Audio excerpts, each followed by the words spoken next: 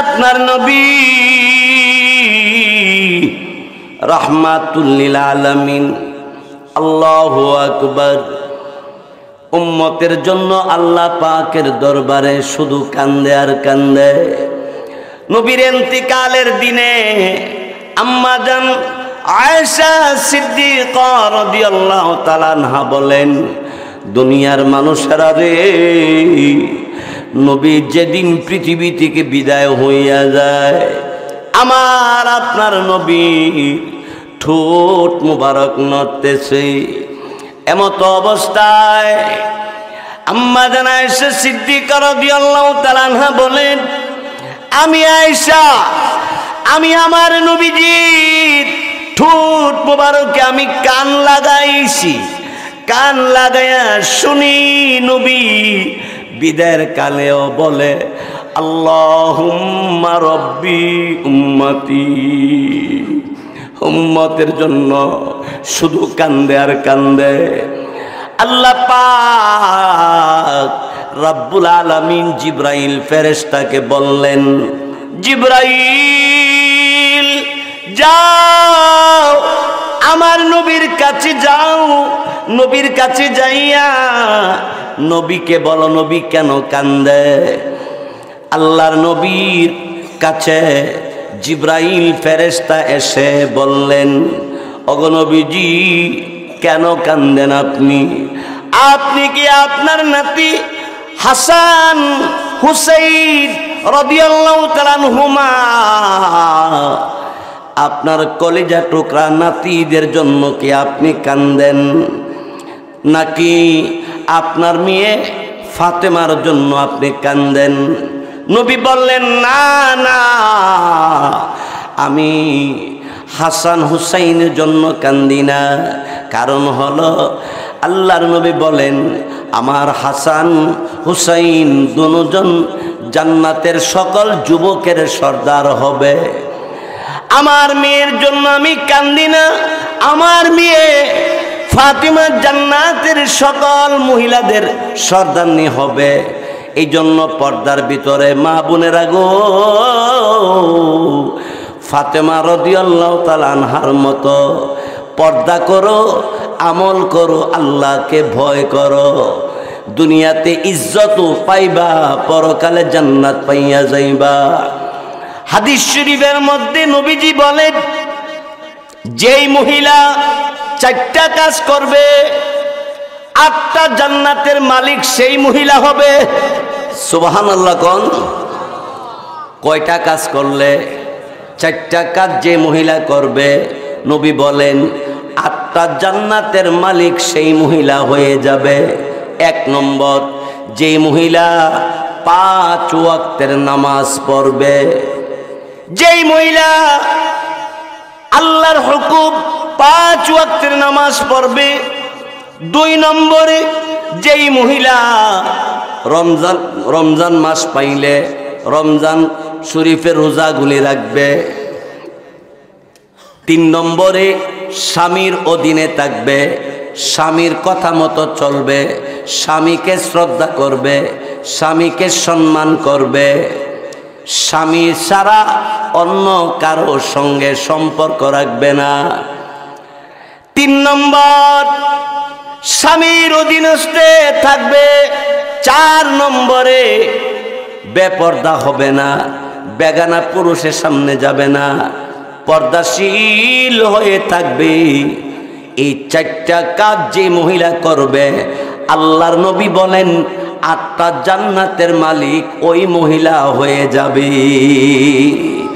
যেই কোনো দরওয়াজা দিয়ে 8টা জান্নাতের যেই কোনো দরজা দিয়ে ঢুকতে চায়, সেই দরজা দিয়ে সে ঢুকতে পারবে। সুবহানাল্লাহ বলে। বাইসব আমার বন্ধুরা, আমার বলতেছিলাম, আপনার আমার নবী রাহমাতুল লিল আলামিনের ইন্তিকালের দিনে আম্মা জান আয়েশা সিদ্দিকা রাদিয়াল্লাহু তাআলা আনহা বলেন, পৃথিবীর মানুষেরা আমার নবী পৃথিবী থেকে বিদায়ের কালে উম্মত বলে না, খালি বলে ও আল্লাহ আপনি আমার উম্মতকে বাঁচাইয়া দেন। আল্লাহ রাব্বুল আলামিন জিবরাইলকে পাঠিয়ে দিয়ে বলছি, জিবরাইল আমার নবী কি ফাতেমার জন্য কান্দে নাকি হাসান হোসেনের জন্য কান্দে? জিবরাইল বললেন, আল্লাহ আপনার নবী ফাতেমার জন্য কান্দে না, হাসান হুসাইনের জন্য কান্দে না, কান্দে গুনাহগার উম্মতের জন্যে। আমার আপনার নবী রহমতের নবী রাহমাতুল লিল আলামিনকে জিবরাইলের মাধ্যমে আল্লাহ পাক জানায়া দিলেন, হাবিব এ হাবিব জিবরাইল রে যাও আমার নবীর কাছে যাও, নবীকে বলো বলো নবীর উম্মতের জিম্মাদার আমি আল্লাহ হয়ে গেছি। জোরে বলে আল্লাহু আকবার, মুহাব্বতে বলে আল্লাহু আকবার। ভাইয়ের আমার, বন্ধুরা আমার, শুধু তাই না, কিয়ামতের কঠিন ময়দানে সবাই যার যার জান বাঁচাবার জন্য চেষ্টা করবে। আপনার আমার নবী বলতে থাকবে, আইনা উম্মতি আইনা উম্মতি, কোথায় আমার উম্মত? আল্লাহ পাক রব্বুল আলামিন অমনি ডেকে ডেকে জিবরাইলকে বলবে, জিবরাইল রে দুনিয়ার জমিনে অলিতে গলিতে উম্মতি উম্মতি বলে নবী কাঁদছে। আজ হাসরের ময়দানে আদম নবী আমি আল্লাহকে বলতেছি, আল্লাহ আমি আদম রে বাঁচাইয়া দাও। নূহ নবী বলে নূহ নবীরে বাঁচাইয়া দেওয়ার জন্য। সব নবীরা বলে যার যার জান বাঁচাইয়া জান্নাতে যাওয়ার জন্য। কিন্তু আমার নবী উম্মতের উম্মতি উম্মতের জন্য এইভাবে কান্দে। জিবরাইল আমার নবীরে জানায়া দাও, নবীকে না জানায়া আমি একজন উম্মত জাহান্নামের ভিতরে ছেড়ে দিব না। জোরে বলি আল্লাহু আকবার। বাইসব আমার বন্ধুরা আমার, কাল কিয়ামতের কঠিন ময়দানে আপনার আমার নবী উম্মতি উম্মতি বলে যখন চিৎকার মারবে,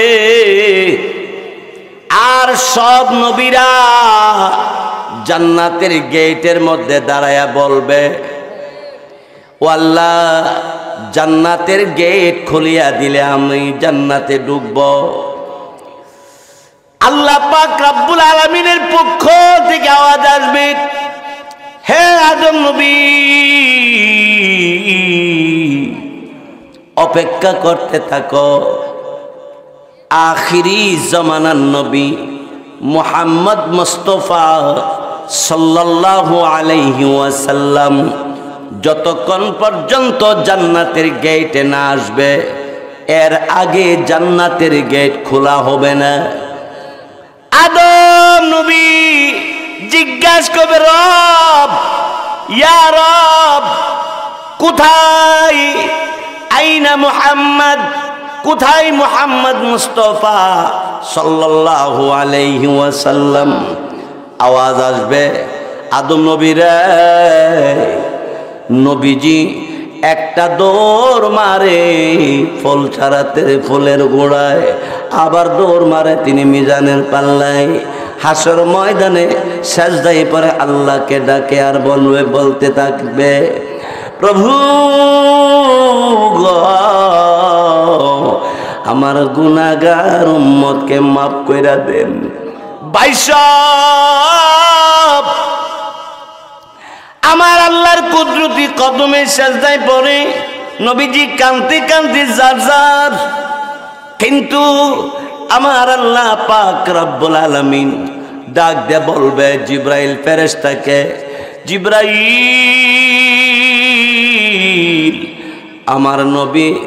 আমার নবীকে বলো, নবী যার ব্যাপারে সুপারিশ করবে আমি তাকে মাফ করিয়া দিব। সুবহানাল্লাহ। এক হাদিসের মধ্যে আছে, আল্লাহ নবী বলেন, ইয়াশফাউ ইয়াউমাল কিয়ামাতি সালাসা, তিন দলকে আল্লাহ সুপারিশ করার জন্য অধিকার দিবেন হাসরের ময়দানে। এক নম্বর আল আম্বিয়া, সমস্ত নবীরা সুপারিশ করার অধিকার পাবে। দুই নম্বর সুম্মাল উলামা, দুই নম্বরে আলেম উলামা সুপারিশ করার অধিকার পাবে।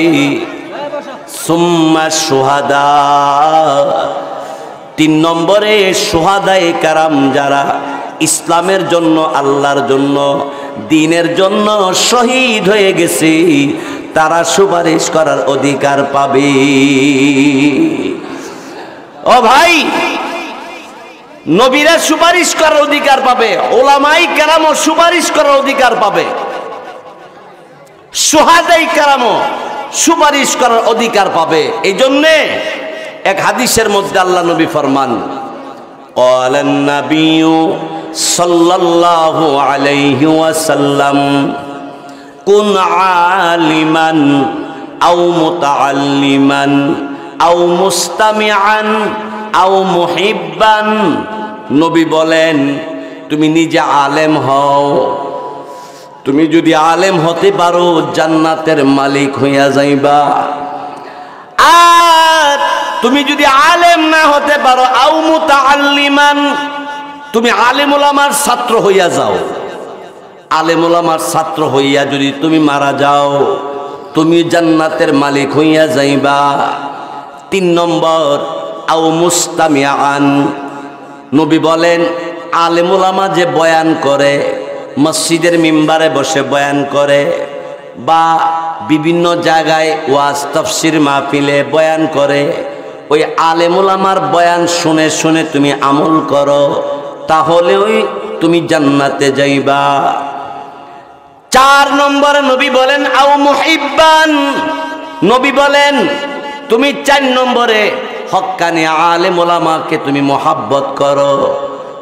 আলেম ওলামাকে তুমি যদি ভালোবাসতে পারো, আলেম ওলামার কথা মতো তুমি যদি চলতে পারো, আল্লাহর নবী বলেন তুমিও জান্নাতের মালিক হইবা।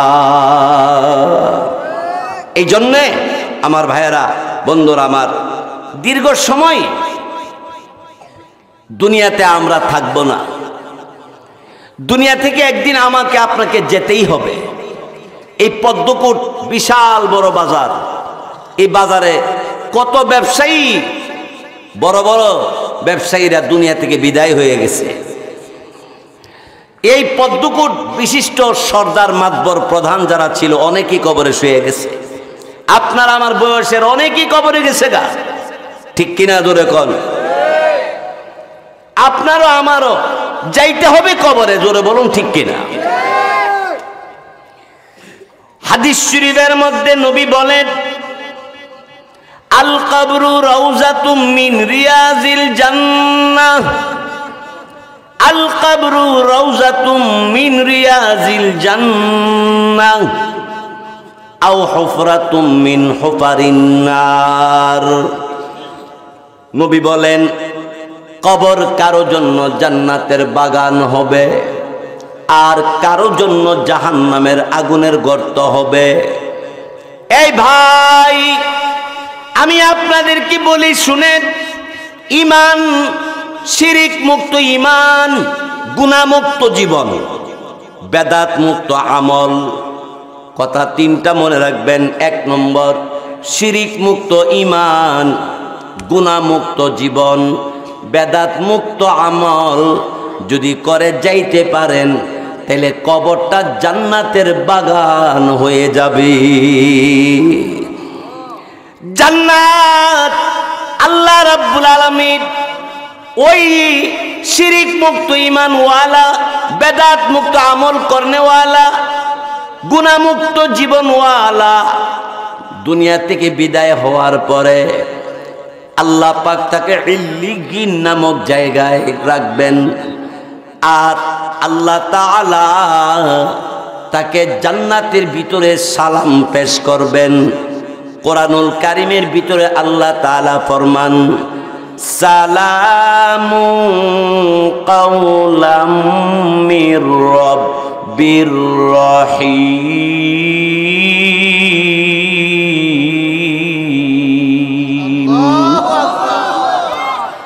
সালামু কাওলাম মির রাব্বির রহিম।